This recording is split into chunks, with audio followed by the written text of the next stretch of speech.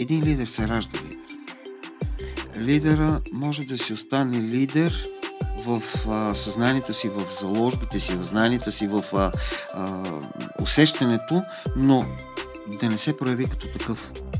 Трябва да има ситуация, в която той ще се прояви и ще се установи после като лидер. Тогава ще се възприеме на сериозно като лидер. Нашата професия е наистина динамична. Преди време спомням, че бях чел, всеки 18 месеца се повишава производителността на системите 2 пъти. Това беше преди. Сега едва ли не всеки 6 месеца, даже 3. Това е някакъв невероятен напредък и невероятно повишаване на производителност и многозадачност. Няма кадри. Този рефрен непрекъснато се говори. Няма хора, няма хора, няма хора. Как няма хора? Има хора. 2 са условията. Тези хора наистина да станат вашите хора. Първото, което е сега в крайна сметка живеем в такова общество, където всичко е с пари. Прямо подходящо заплащане. Има хора. От друга страна, при една атмосфера, за която разказах какво аз си представям и какво обикновено постигам като работна атмосфера, тези хора ще бъдат задържани. И те няма да мислят как да избягат всеки ден. Защото някой път, когато съм започнал ново място, са ме посрещали. И да не забравиш, хубаво го запомни, да не го забравяш, че в момента, в който постъпиш тук, върховете на обувките ти сочат навънка. Ти си чакай, аз тогава за какво съм дошъл?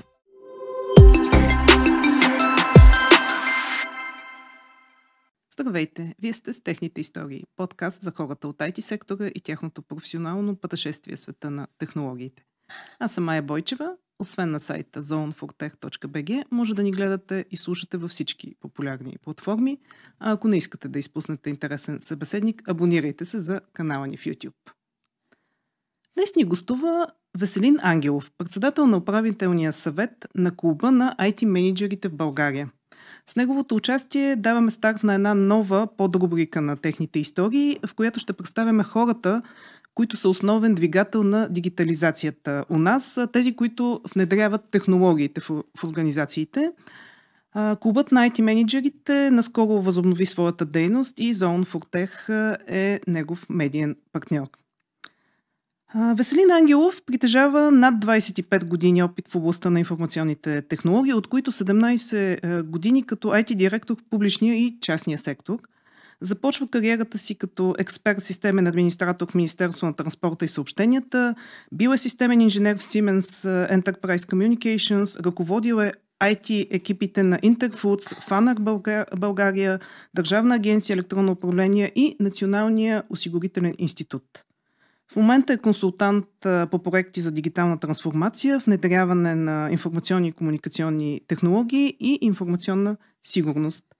Завършил е Техническия университет в София с магистърска степен по микроелектроника. Здравей и добре дошъл! Здравейте и добре заварил. Да започнем от образованието. Защо избра Техническия университет и точно тази специалност? Както винаги съдба. Любимият ми предмет в училище основно беше физика. Респективно и математика. Завърших и техникум електротехника. Естественото надграждане в знанията ми е специалност електроника, по-специално микроелектроника в МЕИТО. Започнах в МЕИТО, а завърших в Технически университет.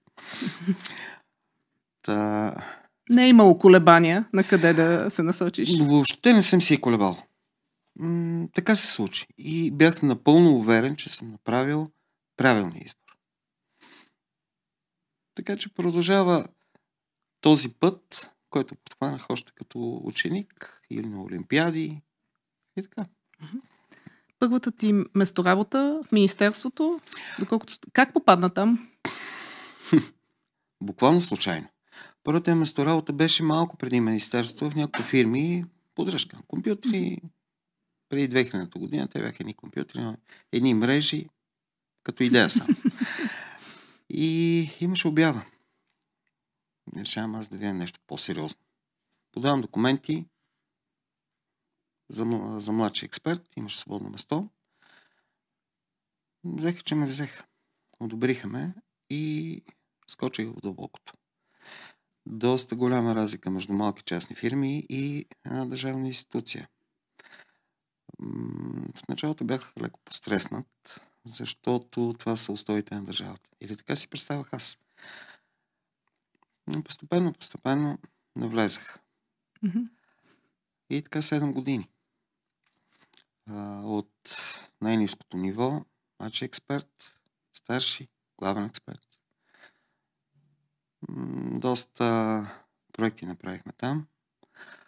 Един от първите проекти, които беше за държавната администрация, използвахме IT, технологията за пренос на данни. По-скоро не IT, това е Voice over IP, основно. Да не кажа, че мисля, че първата или една от първите телефонни централи в държавната администрация, която имаше и допълнителна функция за оповестяване при кризи, бедствия, аварии, катастрофи, беше на тази платформа. Така че имаше какво да науча. Успяхме. От системен администратор до ръководител на IT екип в НОИ, където си ръководил над 100 човека. Как се изминава този път? Какви са трудностите, предизвикателствата по пътя? Обръщайки се назад във времето, как се изминава? Има трудности. Но по-скоро е като нещо, един път, който трябва да извърви човек, за да стане наистина водеща фигура.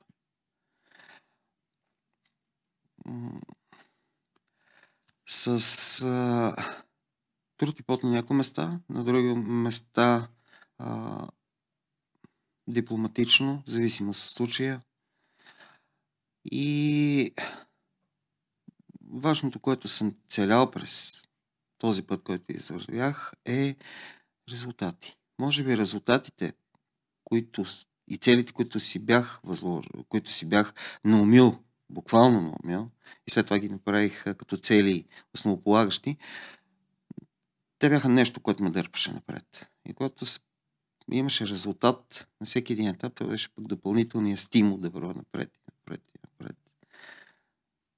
Така че не е било лесно, но пък беше приятно. Беше интересно, беше динамично. И все още е. Нашата професия е такава. Ще си поговорим малко по-късно в разговора за професията по-специално, защото наистина е много интересна професия и много малко се говори за нея, а пък има какво да се каже. Но ми се иска пак да се върнем сега в началото. Първите уроци. Спомняш ли си, има ли такива уроци, които си запомнил от началото на кариерата ти? Нещо, което така е предопределило на къде да тръгнеш? Всеки урок по-значим, аз го имах за първи. Винаги на всеки един етап, още в началото на кариерата, съм се сблъскал с все пак държавна структура, огромна, с значение, сериозни задачи, които бяха поставени. Все пак това е министерство. Беше нещо, с което трябваше да се съобразявам. Основното беше да има пирамидата на властта, да се спазва посоката на решения, по-скоро задачи, които се спускат и респективно да се отдолу нагоре изпълнението на тези задачи в тези рамки, които са поставени. Не е като в частните фирми, където може да има посока, наляво, надясно. Не винаги в пряката посока. Тук беше каквото е, така е. То трябва да се направи по начин, по който трябва. Законоустановения начин, с етапите, с корекциите, които трябва да се правят. Това не е ли голяма спънка при работата? И да, и не. Не е спънка. В някои моменти ограничава. но не е спънка, защото дава ни рамки, в които трябва да бъде изпълнена задачата като цяло. И има място за творчество, има място за различен поглед и за иноваторство също. Няма значение дали се ползва една или друга технология. Важното е да се постигне крайния резултат. Тази рамка, която беше поставена, се поставя винаги в държавната администрация и това е до някъде добре. Защото предпазва от изкривяване и предпазва за прекалено технологизиране. Непременно тази технология, понеже е най-добрата и да, то е така, но трябва да се подхожда по-прагматично. Да търсим резултат. Технологията е нещо много хубаво, но резултат е по-важен. Има ли събитие, което би определил като вододел? Нещо, което е преобърнало посоката ти на движение, да кажем? Може би преминаването ми от държавната сфера в частния сектор, когато отидах в пак една огромна корпорация Siemens. Със своите правила и пак рамки за развитие. Тогава видях, че това, като съм си мислил, че е натоварващо и че достатъчно много работа отхвърляме и някой път сме оставали до късно в министерството да работим овертайм, че нещо много работно. Че в Siemens е доста по-динамично. Доста по-високи цели, много по-скъсени срокове, отделно много взаимовръзки между IT частта и в случая Enterprise Communication, нашия division, с други дивижени, не само в България, а и по Европа, да кажа и в Щатите даже. Тази буквално пайжина, която се получава, мултинационална комуникация, това беше различното. Това ми даде по-страничен поглед, по-различен. И когато човек съчетае работа в държавната сфера, няколко години плюс подобно количество години в частния сектор, и то в голяма компания, тогава вече има база за сравнение. Кое е правилно, кое не е, на къде да гледа и така. Какво е за теб успеха? Ти каза, че така обичаш да гониш целите, резултатите. Какво е за теб успеха? В постигането на тези резултати ли е или по някакъв друг начин се измерва? Освен постигането на тези резултати, начина, по който се постига този успех. Много пъти съм се ръководил и от едно така неписано правило, че нищо не е на всяка цена. Така че може в пъти, който се извървява към крайната цел, да има приоритизиране. Не винаги това, което е водещо към момента. Включително този успех, който е като резултат на готов продукт или готово технологично решение, носи пълното удовлетворение на мен и на колегите ми, с които съм работил. Трябва и една подходяща среда. Трябва една взаимовръзка, едно доверие, едно усещане за екипност, което не всеки път се получава и не навсякъде го има. Старал съм се в такъв дух да работим. В една такава комуникативност помежду си. Даже има моменти, в който сме мислили еднакво. Буквално нямаше нужда да ги казваме нещата, тия, които ги правим. То просто влизаме в синхрон, да го кажем, като в един добре смазан механизъм. Всеки си знае неговата работа, задачите, сроковете и взаимно се подпомагаме и дърпаме напред. Това е също част от успех. Даже без това няма успех. Взаимния успех. Не, крайният успех няма как да се получи. Взаимният успех е предпоставка за краен успех на цялото начинание. Независимо как ще го кръстим. Задача, проект, каквото и както да го кажем. Крайният резултат. Но всеки един, когато постига неговата си малка победа, тя го така му дава едни силици, едно удовлетворение и аз мога. То не било толкова черен дявол. Ще успеем. Малко изчерпващо е, но пък дава си. В това ли се крие и така зрънцето на мотивацията? Точно в тези малки успехи, което спомена преди малко, ще успеем. Да го кажем гъдела. Гъдела. Да се пробваме дали ще стане. Това е едно сравнение всеки сам със себе си. Първо и след това като цяло. Да видим дали ще успеем. Защото нашата професия е наистина динамична. Преди време спомням, че бях чел, всеки 18 месеца се повишава производителността на системите 2 пъти. Това беше преди. Сега едва ли не всеки 6 месеца, даже 3. Това е някакъв невероятен напредък и невероятно повишаване на производителност и многозадачност. Как мотивираш екипа си? Управлявал си големи екипи. Как над 100 човека, хората са със сигурност много различни, макар, както спомена, нали, че има единомислие, за да се върви напред, но все пак хората са различни. Как успяваш да ги мотивираш? Трудно. Но не трудно като нещо тягостно и трудно за извървяване. По-скоро трудно за постигане. Пак с тези малки крачки, допълнително с една честност. Това, което се казва, то е. Това се прави, без задни мисли. Без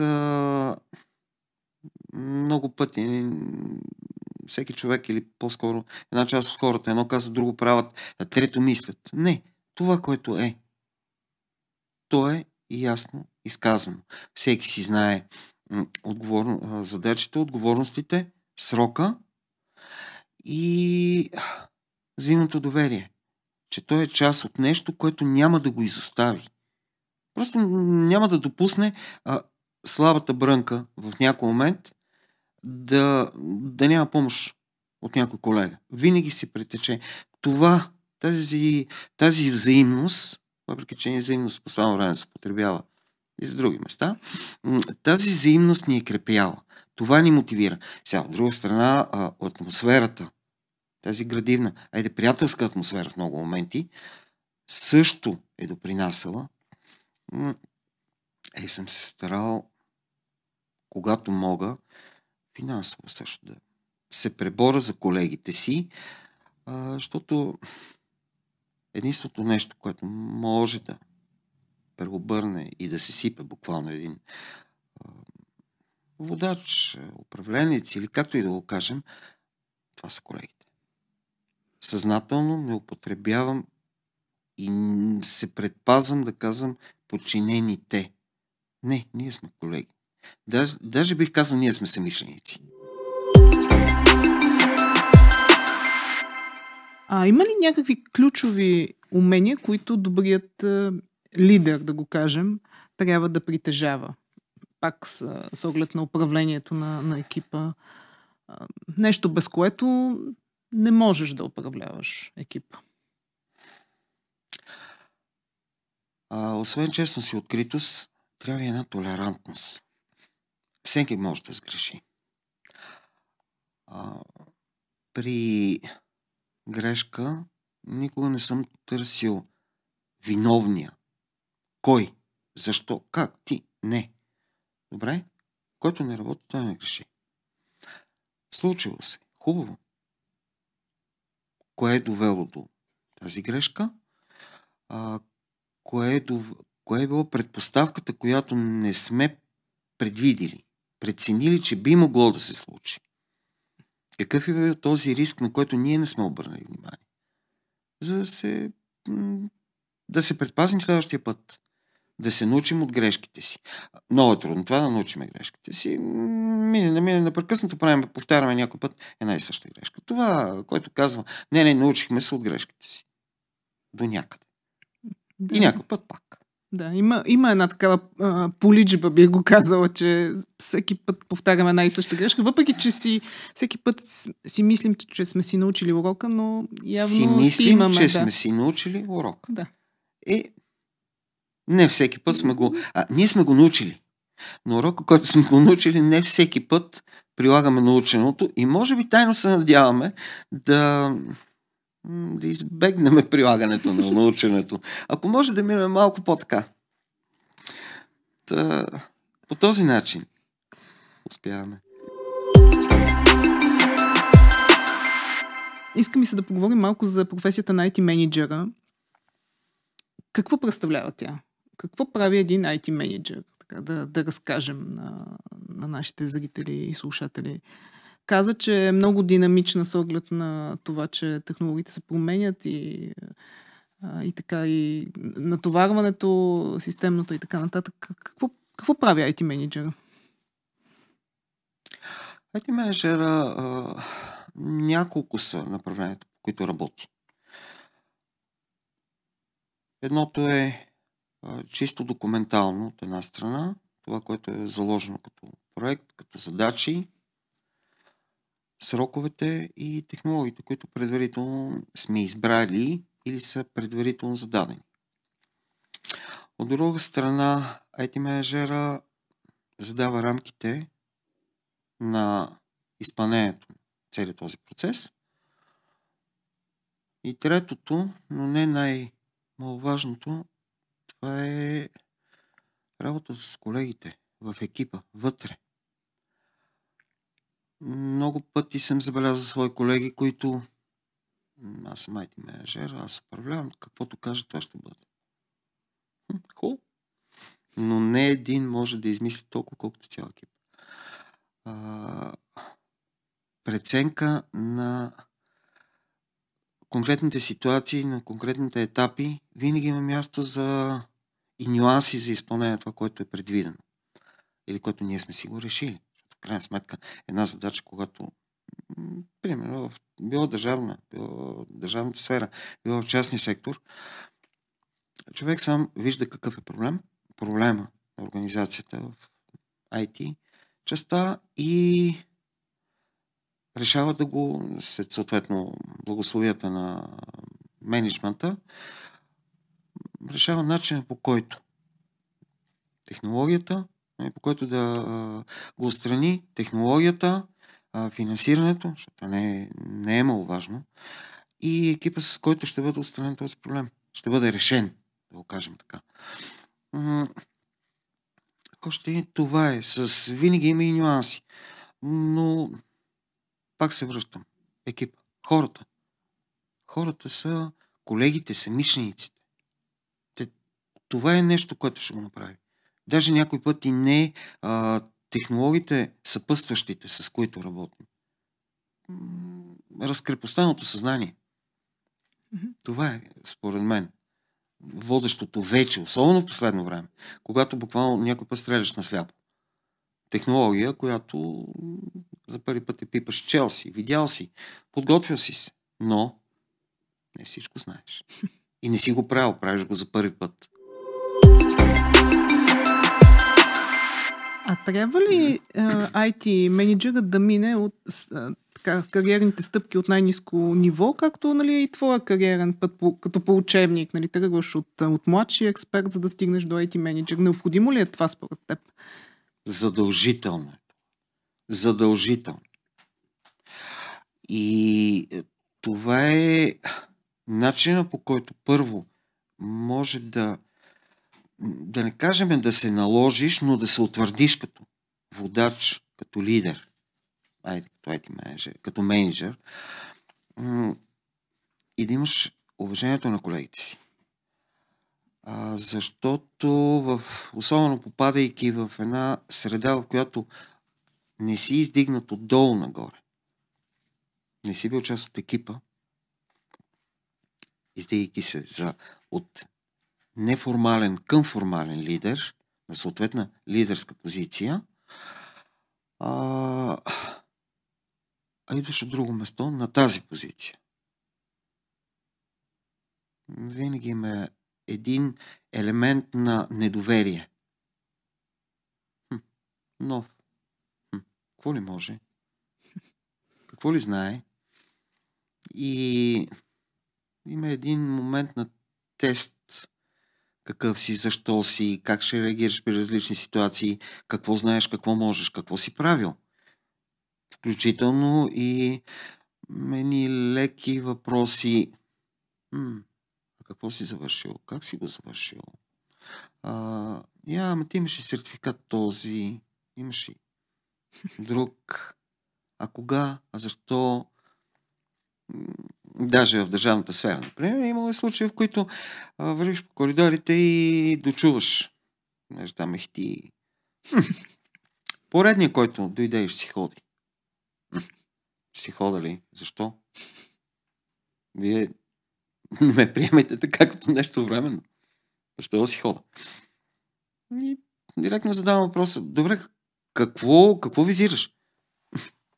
Аз съм тук от 25 години, сменил съм 7 министъра, 4 главни секретара и още знаеш колко като тебе сме видяли. Мириш на пръце си. Хубаво, добре, хайде да видим. Ето ме, това съм аз. Хайде да видим, а заедно какво бихме направили. Каквото е правилно преди, то си остава, няма да го развалим. Хайде да го надградим. Не е необходимо света да почва с мен. Далеч съм от тази мисъл. И постепенно се сработваме и така. А колко години са необходими, за да се измине тази кариерна пътека? Не мисля, че това се определя с годините. Някой път става бързо, много бързо, тази трансформация. Друг път и години не стигат, за да се... Той е до човек. До човек, до обстоятелства, до... Точно, това са две неща. Аз за себе си го разглеждам по друг начин. Един лидер се ражда лидер. Лидера може да си остане лидер в съзнанието си, в заложбите си, в знанията си, в усещането, но да не се прояви като такъв. Трябва да има ситуация, в която той ще се прояви и ще се установи после като лидер. Тогава ще се възприеме на сериозно като лидер. Иначе има хора, които имат ги заложбите, имат лидерски качества, но просто не са попаднали на точния момент на вярното място. А това се случва, поне по моите скромни наблюдения, когато има проблем или казус за решаване в ситуация, в която трябва да се реагира бързо и правилно, под стрес. И има един екип, в който няма лидер формален. И процесът е първо много кратък, но е видим, ако човек го наблюдава отстрани. Всички се чудат. Сега какво?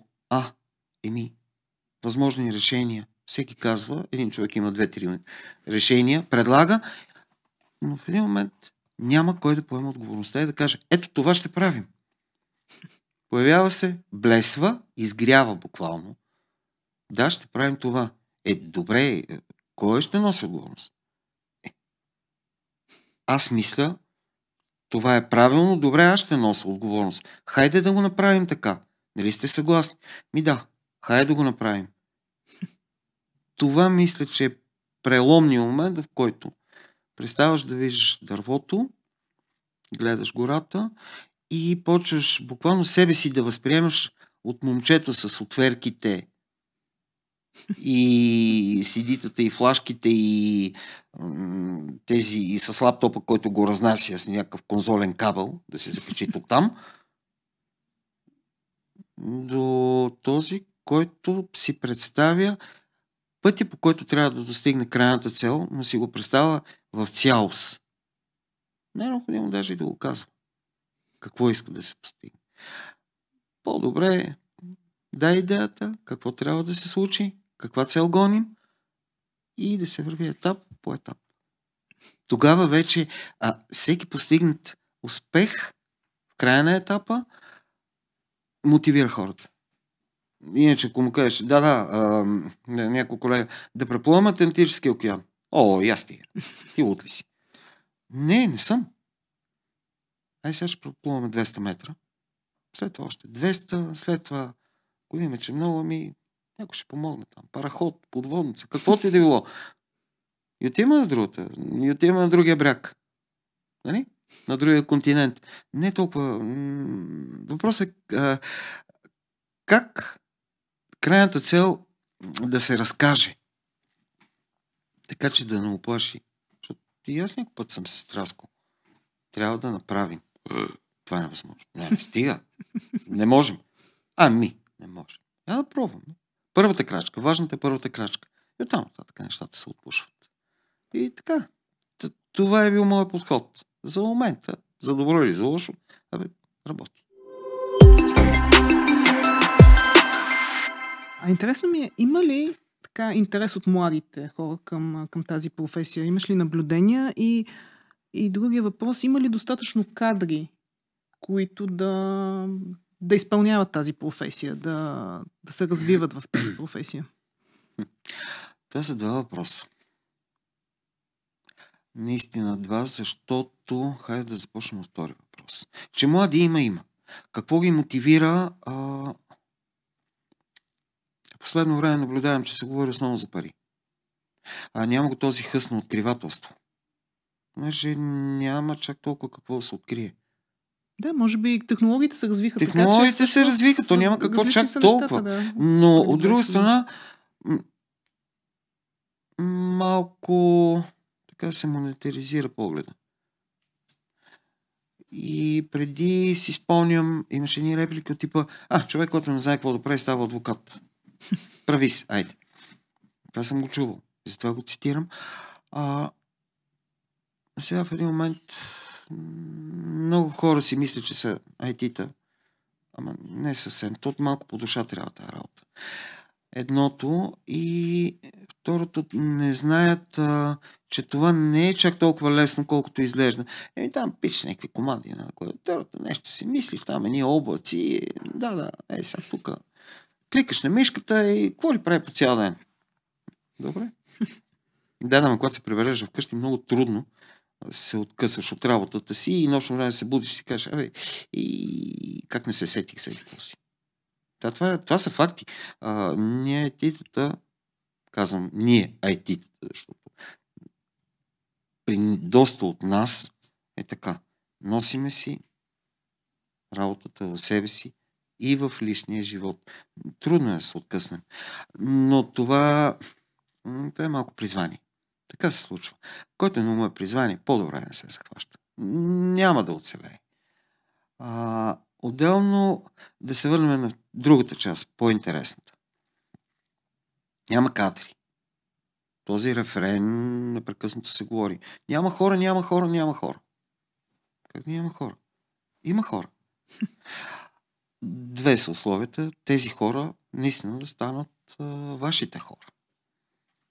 Първото, което е сега в крайна сметка живеем в такова общество, където всичко е с пари. Прямо подходящо заплащане. Има хора.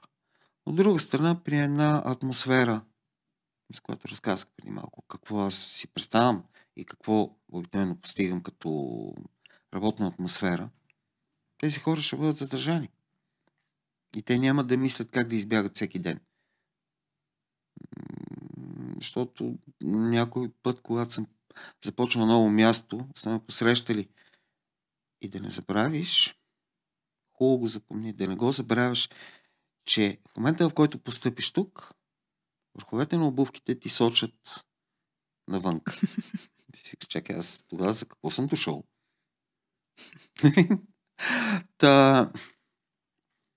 Има хора. Има хора, просто тези хора трябва да се усетят, че те са градивната частичка вътре. Една малка песечинка, която е част от бъдещия успех. И тогава вече тези хора, те си остават. Тоест камъните са в градината на организациите, да го кажем там, и на екипите. Само там. По-скоро в самия менеджмент, в средата, която е. Защото то не е само до пари, но не е само и среда. Отделно отношение, възможност между колегите, отделно отношение по властовата пирамида, растеж, достъп до нови знания и разбиране, когато някой има някакъв проблем. Говоря на някой колега, има някакъв проблем, който не е технически, е чисто личностен. Всеки закъсва. Всеки попада някой път, рано или късно в някаква дупка.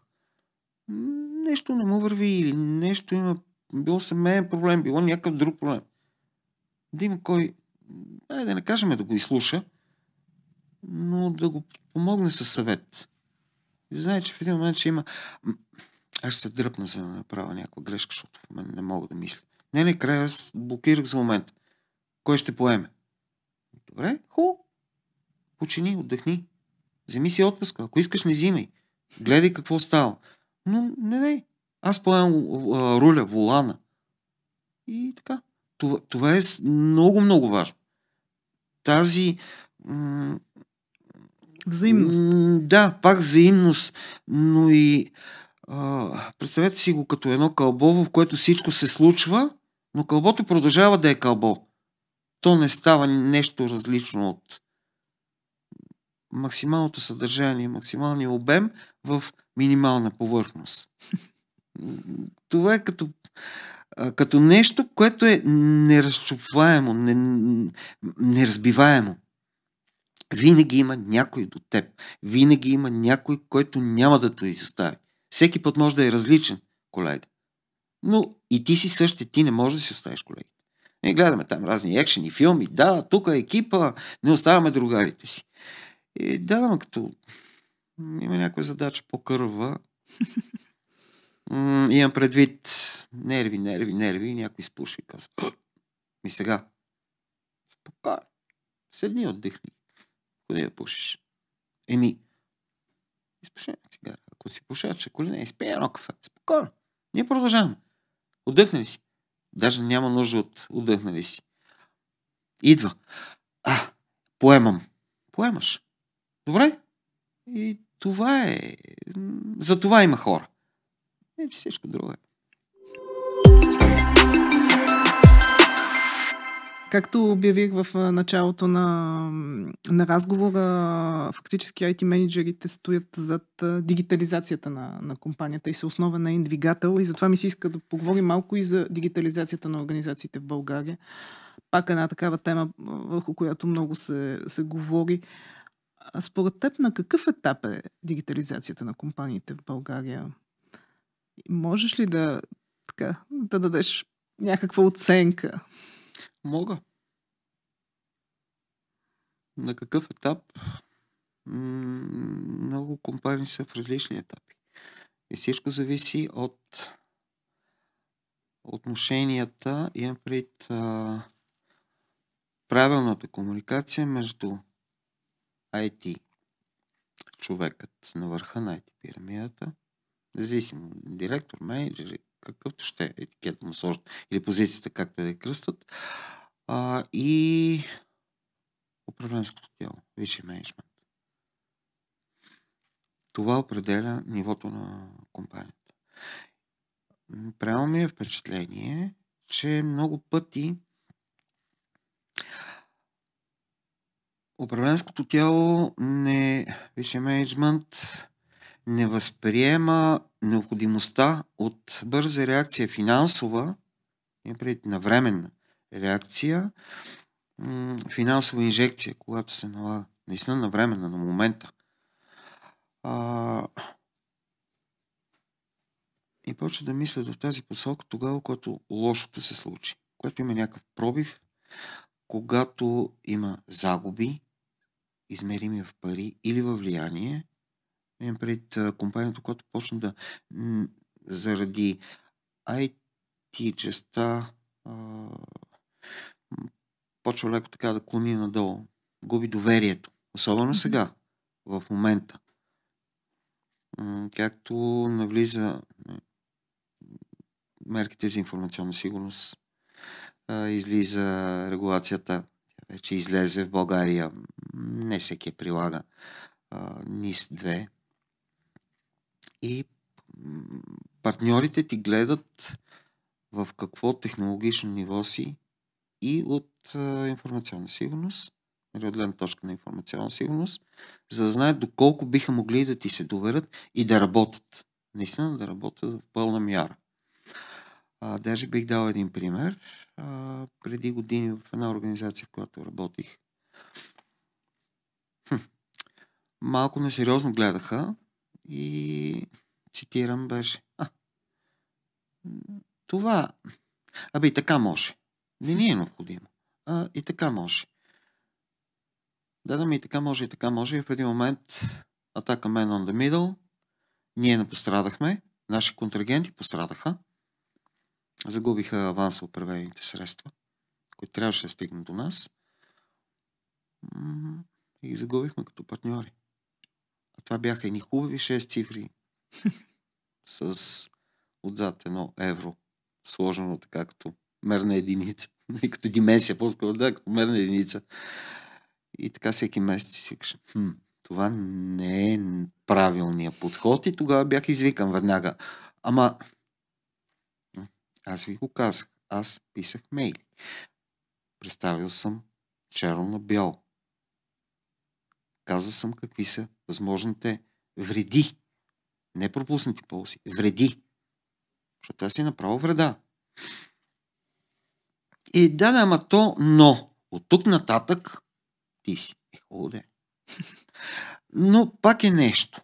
Докато има случаи, в които, което е вече прекрасният вариант, примерно изпълнителният директор или съветният директор, или както и го кажем, висшият мениджмънт е готов. Той дърпа и казва, обърнете внимание, готови сме да отделим средства, това трябва да бъде така. Сериозна тема, която ще ни застраши. Направете го. И съответно предлагаме мерки, технологии, време, устойностяване, пари. И кой да го направи? Има ли да отгоре, нещата върват. Клуба на IT менеджерите в България. Много така любима тема. И се радвам, че така и ние партнираме в тази тема отскоро.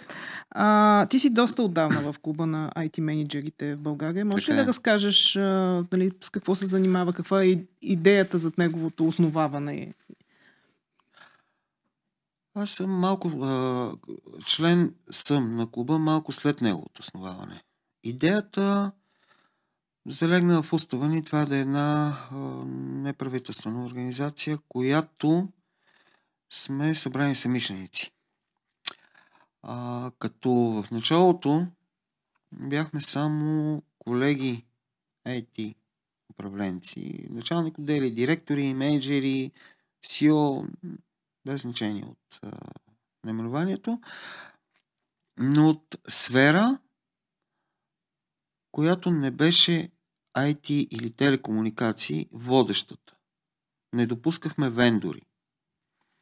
Примерно текстилна промишленост, строителство, всичко друго, но не информационно-комуникационна сфера на дейност. И това беше нашето местенце, където да обменяме мисли, новости и да споделяме проблемите, които сме срещнали. Все пак преди 20, почти 20 години нямаше толкова много информация. Нямаше толкова много натрупан опит. С годините почнахме да трупаме. И базата данни, която като опит имахме, нарасна неимоверно. Сега е много лесно. Пишеш в интернет и получаваш някакъв отговор. Сега вече, доколко е достоверен, това всеки сам може да си прецени, ако има ум и знания в главата си. Но тогава имахме нужда да споделяме опит, да го заимстваме, този опит. да го разкажем. И това беше това место. Дълги години беше така. Постепенно обаче нещата се променят. Ситуацията се променя, живота се променя. Все пак 21 век се. Много е по-различно. И сега в последно време променихме устава, отворихме ветрилото. В момента посоката ни е популяризиране отново на този клуб. Доста щети претърпяхме по време на COVID. Това така до някъде всеки се затвори в черупката си и тая дистанционна дейност малко ни откъсна. Понеже нашия клуб, освен чисто професионален, ние се останахме и приятели. Това е като, как да го кажа, като една гилдия. Не казвам каста, но си е пак гилдия, в които ние сме си ние. Това е... Аз го възприемам така. Не бих искал с това да... Това не е общо на клуба, нали, общо мнение на клуба. Аз го възприемам, че членството в клуба ни е като един вид гаранция, че този човек става. Казвам най-общо. С цялата многоцветност, професионализъм, отношение, професионална етика, желание за работа, коректност, толерантност. Значи ги има тези качества и може би това са част от критериите, по които приемаме и нови членове. Не е само аз съм на еди какъв си, еди къде си. И хубаво. Едно е това, което е написано и длъжността, друго е какво стои като човек. Това ни е до някъде ръководещо също. Поне аз така си мисля и мисля, че това е правилният път. Дали е правилния? Ще видим. Има време. А на къде ще насочите усилията сега, след като се възобнови дейността на клуба? Точно в тази посока, която казах. С колегите от управителния съвет това сме си говорили. Отваряне на ветрилото, нови членове, пак в нашата си сфера. Вече и така съвместна дейност с големи корпорации. Разширяване на известността на нашия клуб. Съответно да възстановим и старите добри практики. Имахме всяка година конференции, няколко. Имаше събития, сега може да бъдат и хибридно. Плюс в края на годината винаги има един конкурс за избор в различни сфери на IT частта. Избор на IT менеджер на годината.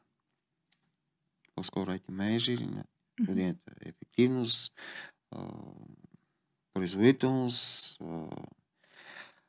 иноваторство. Това също смятаме да го възстановим. Дали ще успеем? Трябва. Като финал, какво предстои за теб?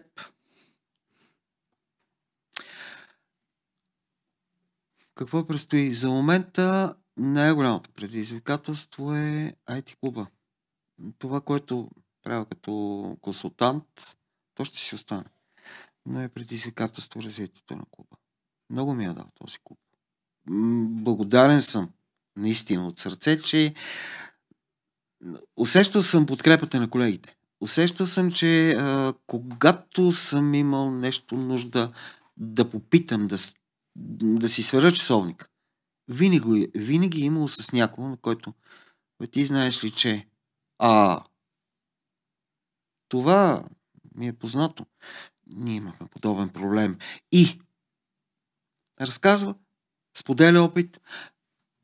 И ако той, колегата, до който съм се допитал, или колегите, не могат да отговорят в цялост, я питай. Там. Питай. Там. Това е нещо много ценно. Тази взаимопомощ и да знаеш, че някой е за теб, около теб, който няма да те остави. Всичко друго е Да, целите, но те се постигат с това доверие, с тази взаимност, с тази общност. Това е, което за момента, а след времето ще покаже в каква посока. Нещата са динамични, не знам. Не мога да кажа, имам цел след 10 години. След 10 години, ако някой го каже, браво, може би ще знае след 10 години, сигурно екстрасенс. Поне аз така мисля. Добре, благодаря ти за този разговор. Харесва ми, че завършваме с думите доверие, така с самишленици, с така една много позитивна нагласа и се радвам, че и ние така ви партнираме в тази инициатива на клуба на... Разчитаме на вас. Разчитаме на вас. Също да станете част от нашата общност. Благодаря ти много. Това беше всичко от нас в този епизод на Техните истории. Продължавайте да ни гледате и слушате на популярните платформи, както и на сайта zonefortech.bg. Благодаря ви.